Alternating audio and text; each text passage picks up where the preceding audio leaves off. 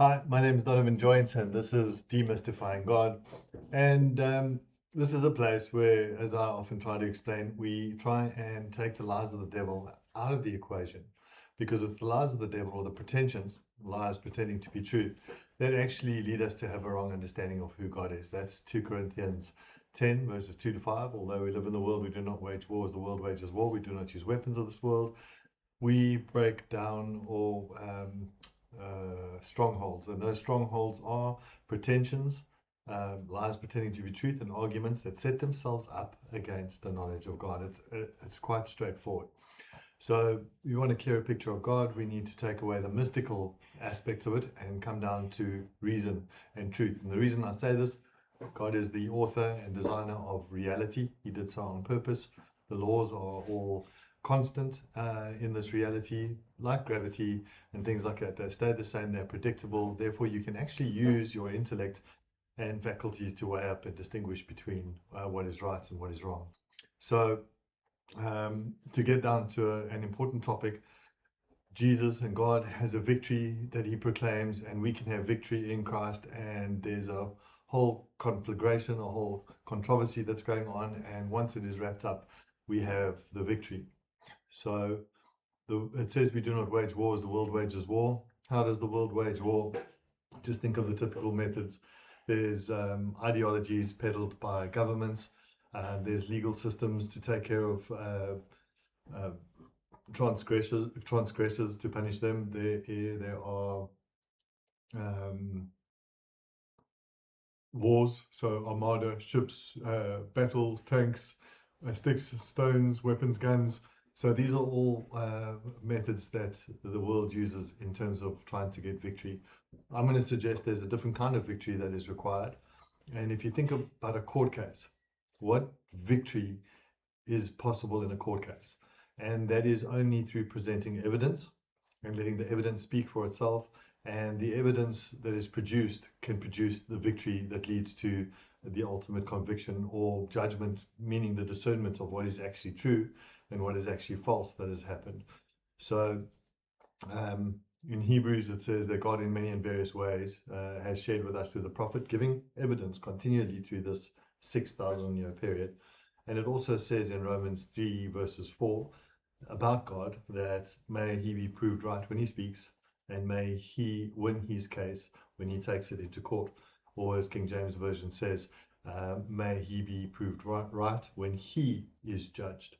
So we know that he is the one that's being judged. And the reason we have a court case type of scenario is it because it's about lying evidence, false witnesses versus true witnesses.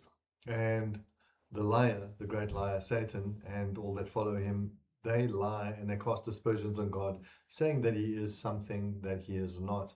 And this is one of the reasons why God could not use power to destroy the devil in the beginning, because it would prove him exactly right. Worship me or die. So God cannot use those methods of coercion and force through law. Now, what we do see throughout the 6,000 years is God, in mercy, applying emergency methods through setting up laws that are a part of the image of his unchangeable laws, which are like gravity. So you have physical laws, like the laws of physics, and you have social laws, like in terms of love and getting responses, i.e., you cannot hold a gun to someone's head and tell them that they must trust you and love you and get the result of trust and love from holding a gun to the head. It is impossible to do so. So, once again, the type of law victory that we get is moral victories and ideologies as evidence in this court case, that once it is wrapped up, these live for the ceaseless ages of eternity in the hearts and minds of men and in the virtual museum of eternity, so to speak. And we see this in the method of Jesus at the cross. He was faced with a religious tyranny and a civil tyranny in that of Rome. And he did not raise up a posse of insurrectionists, a band of men or rebels to take over and overthrow the physical governments using the same methods that they do, fear, force, and coercion. Using force would actually just then agree with Satan, saying that Satan could then govern people to goodness by setting up frameworks of law and upon concepts of like fear of reprisal. If you get caught breaking the law, then there is a punishment, and it's the fear that keeps you in check, so to speak. God is talking about a total victory, one where one day He will heal us and undo the damage done to our systems, which is like hardware, and our operating systems to be human. And then the software that we are, the decisions we make, the books we write, the things that we impact on the world around us, that is the software that would run perfect once healed in the end. And all the evidence then serves to serve us for eternity, like Jesus' evidence in submitting to the cross, allowing them to use the laws as they understand them to be, and confirm that it is selfishness and corrupt, and that it could never achieve any good. And Jesus had a victory at the cross. This was victory as an evidence, ideological evidence in a court case, that human beings or created beings can never govern society to goodness through a set of moral constructs or laws. That it requires something else. Healing is the first mode, and then it's the understanding of everything that's gone before and the lies that had happened that separated us from God ideologically, where we didn't trust Him any longer.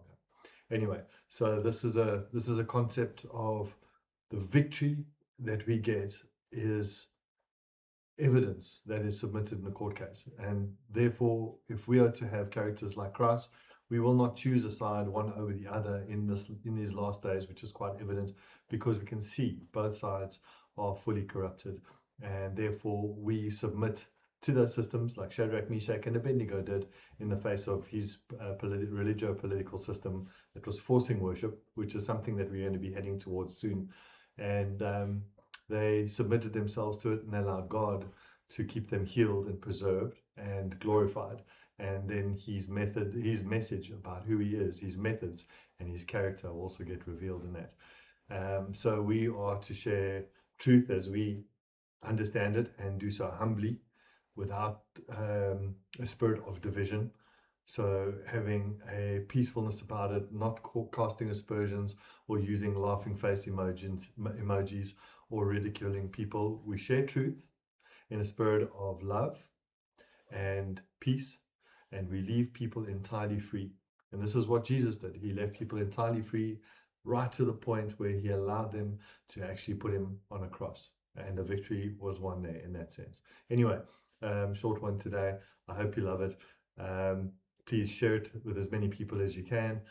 We seek to share a lot of these kind of gems. We have a website, Demystifying-God, and there's a book on there by the same name and title, and it covers the whole array of topics that come into this realm where Satan has lied about who God is, and it reveals the plan of God and the plan of salvation from beginning to end, before anything existed, where there was God alone outside of time, being love, and deciding to share this wonderful gift, which came at a great expense and risk. And the way that He has gone about addressing the risk that was introduced and answering the questions is one of the most beautiful things, and it leads to a great trust in God. And it finishes with healing and the restoration of humanity, where we can live for trillions of years, infinity. Trillions would be a drop in the ocean.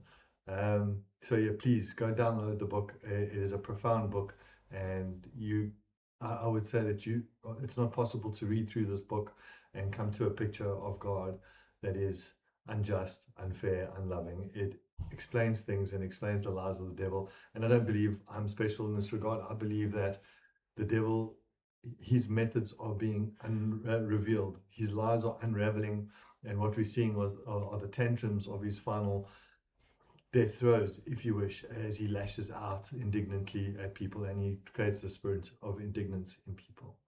Anyway, God bless, like and share, and hope to speak to you soon.